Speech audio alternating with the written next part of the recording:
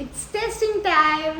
ఉప్మానే నచ్చదు, మళ్ళీ దాంట్లో ఈ పీసెస్ తగిలాయనుకో అసలుకే తినమని చెప్పి బోరింగ్ ఎవరు ఫీల్ అవుతారో వాళ్ళతోనే టేస్ట్ చూపిస్తా. Approve. So today I'm going to make one of the boring dish which should be interesting, which is upma.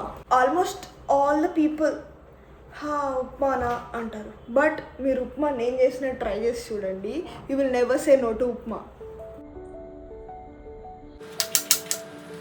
మన main healthy item carrot. Carrot అయితే చాలా చిన్న చిన్న పీసెస్ లాగా చేసుకుంటా, ఎందుకంటే ఫస్ట్ ఉప్మానే నచ్చదు, మళ్ళీ దాంట్లో ఈ పీసెస్ తగిలాయనుకో అసలుకే తినమని చెప్పి.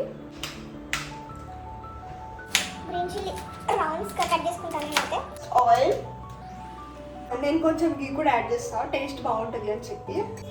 ఫస్ట్ జింజర్ కూడా నేను చాలా చిన్ని పీసెస్ కట్ చేసుకుంటా. జింజర్ ఫ్రై అయ్యాక ఆవాలు, శనగపప్పు, కొంచెం మినప్పప్పు, నెక్స్ట్ కొంచెం సాల్ట్ యాడ్ చేస్తా, బికాజ్ ఆ క్యారెట్ స్వీట్నెస్ అది తెలియకుండా. ఇవి మనం మూత పెట్టుకొని వెజీస్ అన్నీ బాగా ఫ్రై అయిపోయాక మన రవ్వ యాడ్ చేసుకోవాలి. 1 గ్లాస్ రవ్వకి నేను 2 గ్లాసెస్ వాటర్ బాయిలింగ్లో పెడతాను. నేను ఎప్పుడు కూడా వెజీస్ ఎక్కువ యాడ్ చేస్తాను, so that it was healthy అని చెప్పి. అండ్ ఈ రవ్వ ఫైబర్ కూడా కాబట్టి ఒక్కసారి రవ్వని ఇలా ఫ్రై చేసుకున్నాక మన వాటర్ బాయిలింగ్ అవుతున్నాయి, వాటర్ యాడ్ చేసుకోవాలి. ఇప్పుడు సాల్ట్ చెక్ చేసుకొని అంతా సరిపోతే మూత పెట్టేసుకుని మగ్గేస్తే మన ఉప్మా రెడీ. ఒక 5 minutes మీడియం ఫ్లేమ్ అండ్ తర్వాత సిమ్లో పెట్టేస్తే అయిపోతుంది.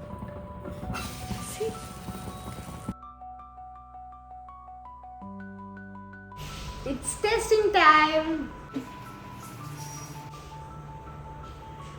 నో నేనైతే ఉప్మాని బోరింగ్గా ఫీల్ అవ్వను కదా, సో బోరింగ్ ఎవరు ఫీల్ అవుతారో వాళ్ళతోనే టేస్ట్ చూపిస్తా. Come on. ఉప్మా అంటే బోర్ ఫీల్ అవుతాయి కదా, సో టేస్ట్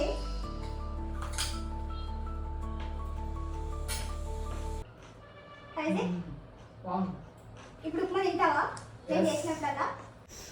అప్రూవ్.